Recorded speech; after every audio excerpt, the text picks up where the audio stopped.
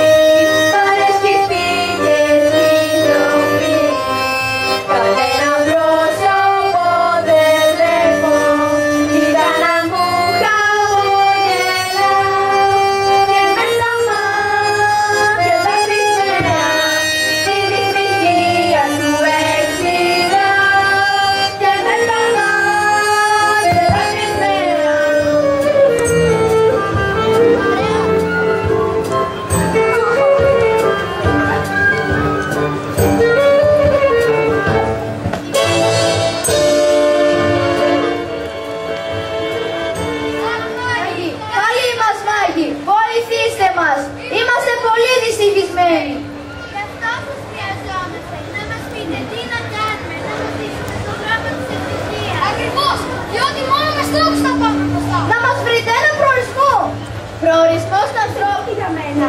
Πάμε το σπινής μου, αλλά δεν μπορώ να σου το. Το είδατε και μόνοι σας.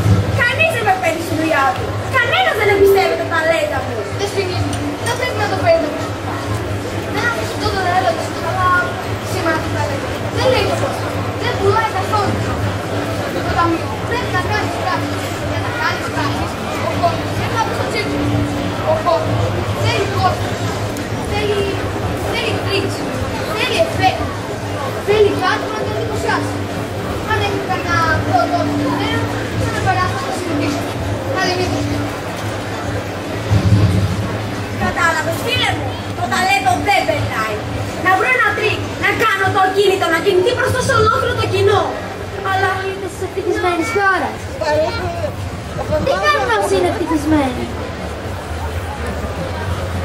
Χαμόγελο. Σκάστε μου τώρα και εσείς ένα χαμόγελο.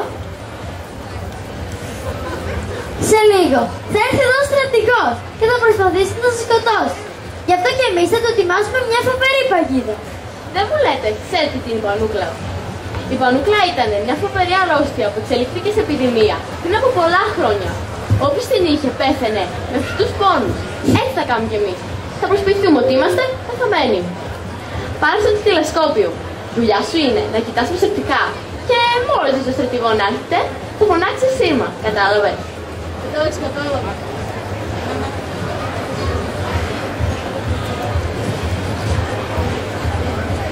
Σήμα!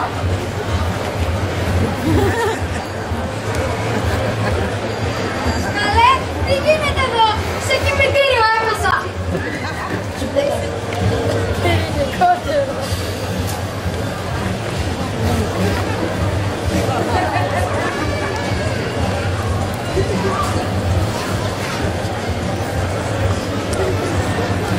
Κομμένα τα ίδια και για πρωινό όχι κουλτήρα και μαρμελάδες.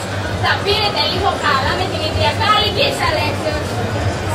Και καμένα τα delivery γιατί κλάφτα χαράλαμε. Μελοπίδα με λένε. Δεν πειράζει, σε αυτά κολλάς κι εσύ. Πίεσε πολύ χαμηλή. Δεν γλυκένει ίδια στο φούρνι σιγά. Ο πατέρας μου είχε πίεση και παίρνει χάπια. Εγώ είμαι πολύ φτωχός. Πού νομίζω ότι μπορώ να φάω αυτά τα τελικάτι? Για να σε ξεδάσω. Το σφυρί.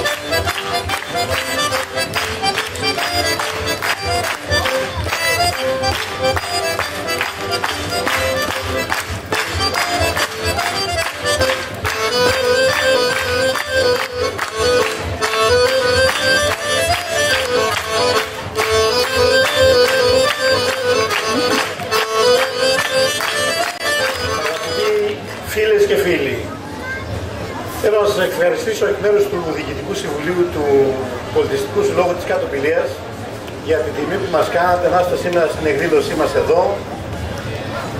Μια εκδήλωση η οποία εντάσσεται στις πολιτιστικές εκδηλώσεις του 2009. Αυτό που απολαύσαμε ήταν αποτέλεσμα σκληρής δουλειάς των μαθητών της περιοχής μας εδώ της Κάτω Πηλαίας και της Θέρμης. Όλα τα παιδιά είναι μαθητές του 4ου Δημοτικού Σχολείου της Θέρμης.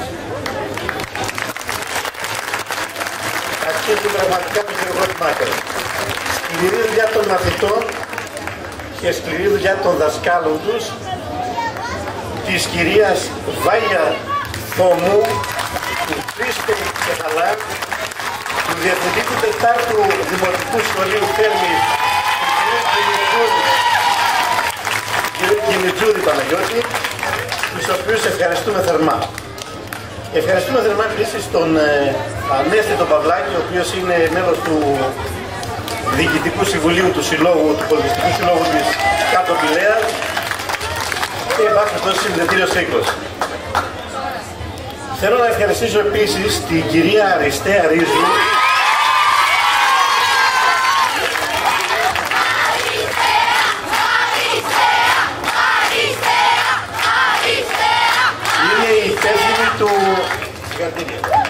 η υπεύθυνη της σκηνοθεσίας του θεάτρου αυτού.